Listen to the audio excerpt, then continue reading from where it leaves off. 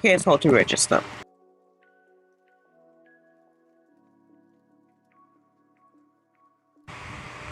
First up, register as a student.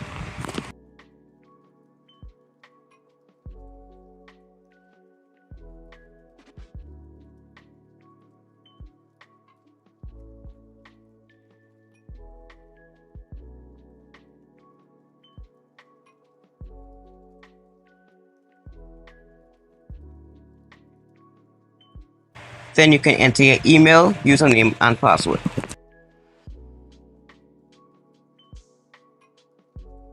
Once you've registered, check your email address you registered with and look for an email by Pictoblox. Check in all folders of your email as I found mine in updates.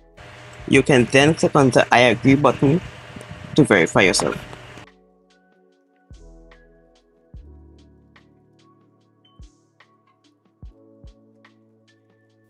Afterwards, the prompt will automatically disappear. If it doesn't disappear, please click on the X.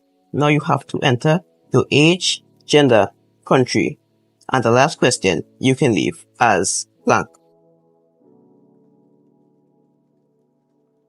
Once you're finished, press the button that says Submit.